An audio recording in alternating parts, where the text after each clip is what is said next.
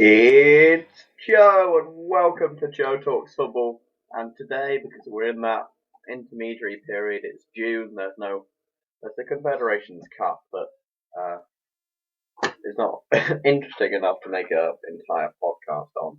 So today we are doing everyone's favourite time and thing, transfer rumours. I'm going to sift through a collection of transfer rumours that are doing the rounds. And talk about them a little bit, give my personal opinion on each one, and we'll see what's happening. So get into it. I'm going to use the BBC Sport one because it's a nice collection of rumours from various sources. So yeah, let's get going. Arsenal midfielder Mesut Ozil has renewed his executive box at the Emirates, suggesting he will stay at the club. That one's from the Daily Mirror, and I am going to say on Mesut Ozil, I don't think he will stay. I don't see why Mesut Ozil would stay at Arsenal. To be perfectly honest, he's a good player, but I think it would be mutually beneficial if he leaves. He doesn't seem to want to be at Arsenal anymore. His effort lacks in the big games. I think has shown a lot this season as Arsenal tended to rely on Alexis Sanchez entirely when they'd come up against any sort of decent team, or even against the small teams, really, because they weren't great last season, as coming fifth showed. So, if this is true, I would be very surprised, because I think Ozil will leave this summer. As obviously Sanchez will probably follow him out of the club, and Arsenal will sign less good placements for $2 million from France. So I reckon I can see Ozil going to someone like PSG, who have a lot of money. It's not an overly difficult league, so he can sort of close by a lot of the time. Also get his chance on the European stage. Other potential suitors, I'm not sure. I can't really think of anyone else who'd suit as a player, but I could definitely see him at PSG. Someone like him link up back up with Di Maria, who is with Real Madrid. I could certainly see that, but I'd be surprised if he stayed at Arsenal beyond this summer, unless he just wants to leave completely on a free and thinks maybe the transfer fee will put people off. After the run, I don't know. Second one, former Southampton goalkeeper Bartosz Białkowski said his Polish compatriot Jan Bednarek is a player who can be trusted as the central defender prepares to move to St Mary's. I don't know who that is. I know who Bartosz Białkowski is. I don't know who Jan Bednarek is. Apparently he's 21 and Polish centre-back, but I don't know who he is. So I'm not going to comment on that one. That one's a weird one to have second. Bookmakers have cut the odds of Manchester City forward Kelechi Iheanacho moving to Leicester City following a rush of bets. That one's quite an interesting one. I think it's a race between Sergio Aguero and Kelechi Iheanacho to leave Manchester City this summer.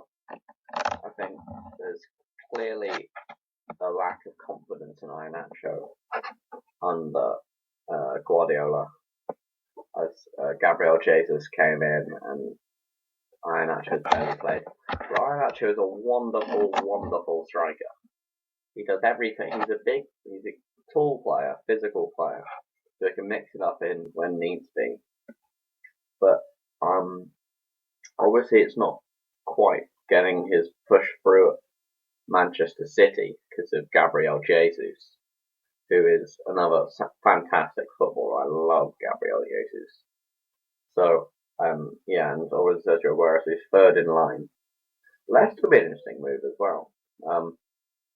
I could certainly see him at someone like West Ham. I reckon he'd be excellent there.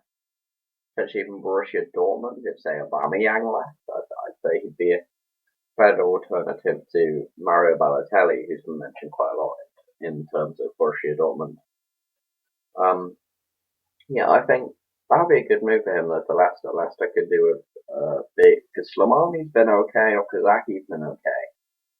But Vardy's the only one who's really scored goals. And I think if Kelechi Iheanacho came in, he has, I'm not sure if this is true anymore, but he certainly did have one of the best goals to minutes ratio in the Premier League at certain stages throughout his couple, I think it's 2 seasons now he's been in the first team picture. So he is a goal scorer without doubt of fine ilk.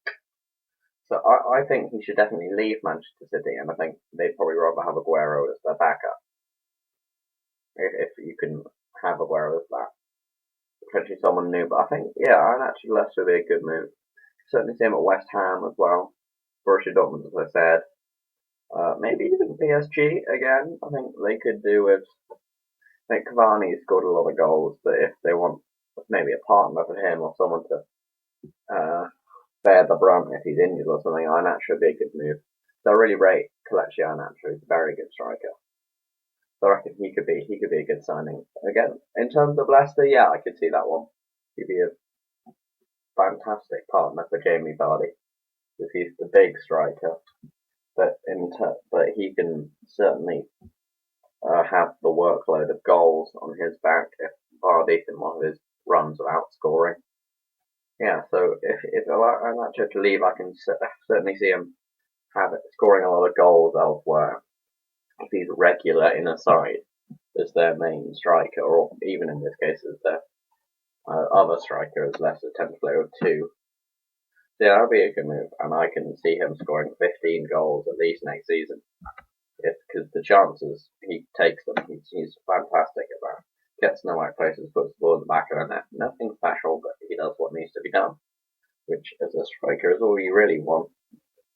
There are a lot of strikers, well, not loads, but someone. I'd say Zlatan Ibrahimovic had a bit of that last season because of his legs. He didn't get involved. So you want someone who can score goals, and Iheanacho will definitely score goals. And that one's from the Leicester Mercury. So the last two are both from regional papers, focusing on their own side. This one's from the Daily Mirror. Chelsea winger Pedro says he has never seen forward Diego Costa fall out with Antonio Conte, even though the Spanish international is set to leave Stamford Bridge. That's a weird quote, given, well, maybe they've not fallen out, because obviously Costa had a very good season at Chelsea last time out. But there's a clear wanting from Chelsea for Diego Costa to walk so they can sign Lukaku. Because obviously, FFP, maybe they need 35 million that they can get from someone like Costa to free up some funds to buy Lukaku for what I think is a horribly, grossly inflated fee. He's a fantastic striker and will only get better, but people have said 100 million of it. I know football's moved on, but I'm not paying 100 million for Lukaku. I don't care who he is. He's not the best player in the world. He's not nearly the best player in the world. Man's, I don't think, well, he might play there a bit at Anderlecht, but he's barely played in the Champions League. So how can you command £100 million? Pogba, you could see where it was coming from. It's a huge branding opportunity. He's been a fantastic player at Juventus. All the big clubs wanted him. Lukaku, where's 100 million come from him? He scored a good amount of goals, but maybe 50 million might be a fair thing for Romelu Lukaku, but not 100. You know, on this rumour, Costa will leave. It's just a question of where Costa goes. I've heard stuff that he wants to wait it out and go to Atletico in January, but I don't see why you'd bother waiting. So yeah, Costa will leave. Question is where. I'd say, I don't know if this has happened, but potentially there were rumours earlier on of Lewandowski coming to the Premier League. I think maybe Costa could go to Bayern and be their striker. That kind of man. I could see him doing that. Maybe Juventus. Could be good in Juventus. Obviously China, there was a stage last season where he seemed to want to go to China. I don't know, that'd be an interesting one to see where Costa goes. yeah, I'm not sure why Pedro. Maybe they haven't had a visual falling out, but the stories of the texting means that clearly something's going on there. Okay, this next one's from the Sun, which I won't talk about because it's on. Well, I don't know. I haven't seen all of it. Manchester United keeper Sam Johnston, who spent last season on the Championship side, Aston Villa, is wanted by several Premier League clubs, including West Brom, Huddersfield, and Leicester. That's weird for me. The last one of these I did, I was talking about my club Swindon. My club Swindon, we played Huddersfield several times in League One. And them being in the Premier League is super weird for me.